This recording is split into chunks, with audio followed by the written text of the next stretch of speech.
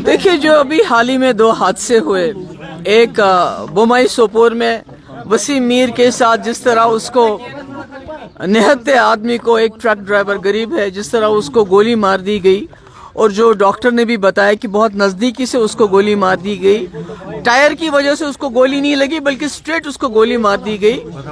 और उसके बाद कठुआ बिलावर में जैसे मक्खन दीन को पुलिस हमारी रखवाली के लिए है, उसको इतना टॉर्चर किया कि वो खुदकुशी करने के लिए मजबूर हो गया।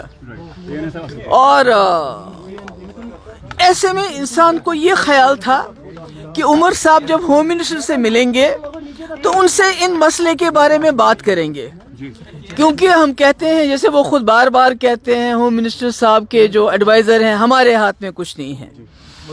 मगर वो यहाँ के वजीर आला हैं, उनके पास 50 MLA हैं, उनके पास मेंबर पार्लियामेंट है, उनकी एक अथॉरिटी है। अगर PDP वाले होम मिनिस्टर से पूछना चाहें तो हम नहीं पूछ सकते, पर कि उमर साहब को चीफ मिनिस्टर अगर वो गए तो उनको वहाँ होम मिनिस्टर साहब से बात करनी चाहिए थी कि अगर जम्मू कश्मीर में आप कहते हैं हालात बिल्कुल ठीक ठाक हैं, मिलिटेंसी के साथ आप मुकाबला कर लीजिए, मगर जो आम लोग हैं, जो बेगुनाह लोग हैं, उनके साथ आर्मी की तरफ से, किसी आर्मी के, मैं नहीं कहती सारी आर्मी खराब है, मगर अगर कोई गलती करता है उसकी निशानदेही होनी चाहिए, उसको सजा मिलनी चाहिए। इसी तरह जो बिलावर का SHO है, उसके बारे में आम तौर से ये शिकायत है कि वो वहाँ लोगों को, नौजवानों को गिरफ्तार करके उनसे पैसे वसूल करता है, जो पैसा नहीं देता है तो उसको मिलिटेंसी के इल्जाम में बंद करता है।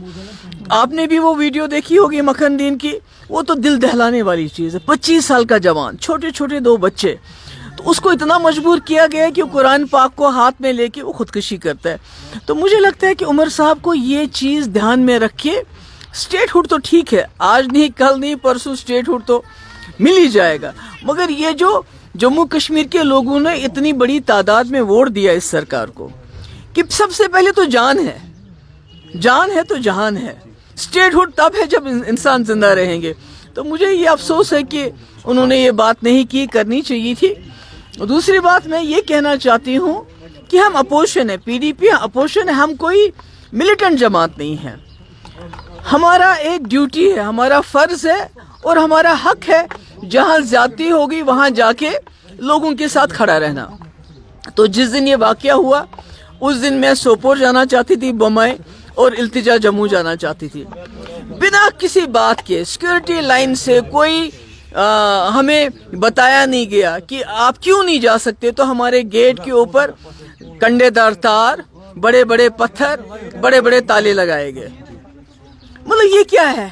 मैं एक चीफ मिनिस्टर रह चुकी हूँ, होम मिनिस्टर की बेटी हूँ।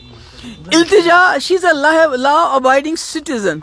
तो आप बिना हमें बताए, कोई वजह के बिना क्या कहे, हमारे दरवाजे को लॉक कर देते हैं, ताला लगाते हैं। यहाँ तक कि जो उसकी गाड़ी थी, उसके जो PSO है उनको रोका गया, उनको बोला कि आप वहां नहीं जाएंगे। अगर आपने उनके PSO को खुद रोका, गाड़ी उसको भेजी नहीं, तो फिर आपने उन्हीं PSO को कैसे सस्पेंड किया? उनका कसूर क्या है? आपने तो उनको खिंबर जाने से रोका, गाड़ी को रोका, ताला लगा दिया। तो देखिए, जो SHO इन्वॉल्व है उसके खिलाफ क्या एक्शन है हमें कोई मालूम नहीं है। जो आर्मी वाला इन्वॉल्व है बोमाई किलिंग में, उसके खिलाफ क्या एक्शन हुआ हमें कोई मालूम नहीं है, उसके बारे में कोई इन्फॉर्मेशन नहीं है। मगर इल्तिजा के 2 PSO जिनका कोई कसूर नहीं है, हमीद और बशारत, जो इसलिए साथ है कि उनको इल्तिजा की प्रोटेक्शन करनी है, बल्कि इल्तिजा की जासूसी नहीं करनी है, तो उनको इसलिए सजा दी गई कि आप इल्तिजा की जासूसी क्यों नहीं करते हो। तो मैं समझती हूँ बहुत ही अफसोस की बात है। मेरी गुजारिश है गवर्नमेंट ऑफ इंडिया से कि जम्मू कश्मीर के आप इस रिश्ते को घसीटिए मत, इस रिश्ते को इज्जत से अपने साथ चलाने की कोशिश कीजिए।